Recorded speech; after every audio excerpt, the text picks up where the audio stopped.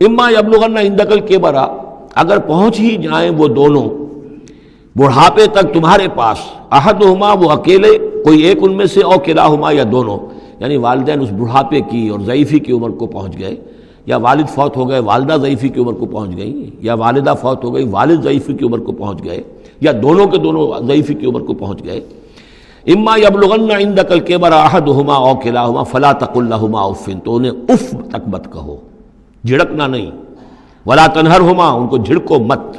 وقل لہما قولا کریما، ان سے بات کرو نرمی کے ساتھ، ادب کے ساتھ۔ کسی وقت ان کی بات ٹالنی بھی پڑ جاتی ہے، ابا جان یہ بات تو میں نہیں کر سکتا، میری مجبوری ہے، لیکن سختی کے ساتھ نہیں،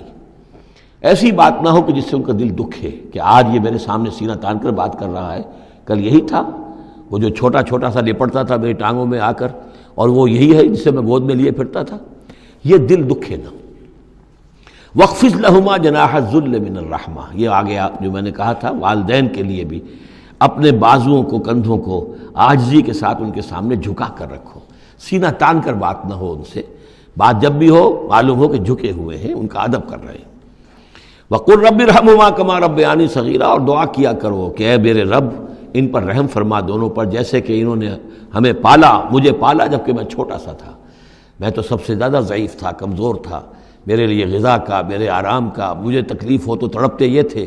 تو اے پروردگار اب ان کے احسانات کا میں کیا بدلہ چکا سکتا ہوں، میں تجھ ہی سے درخواست کرتا ہوں کہ جو کچھ احسانات انہوں نے مجھ پر کیے ہیں تو ان کو، ان کے طفیل، تو ان کی خطائیں بخش دے اور ان پر رحم فرما۔ وَقُلْ رَبِّ ارْحَمْهُمَا كَمَا رَبَّيَانِي صَغِيرًا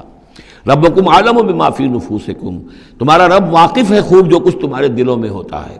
ان تکونوا صالحین فإنہ کان للأوابین غفورا، اگر تم واقعی نیک ہوگے تو یقیناً اللہ تعالیٰ تم میں سے جو واقعی اللہ کی طرف رجوع کرنے والے ان کے لیے غفور ہے۔ اس میں اشارہ ہے کسی وقت بوڑھے والدین، جیسے کہ ہم پڑھ آئے کہ لا یعلم من بعد علم شیئا،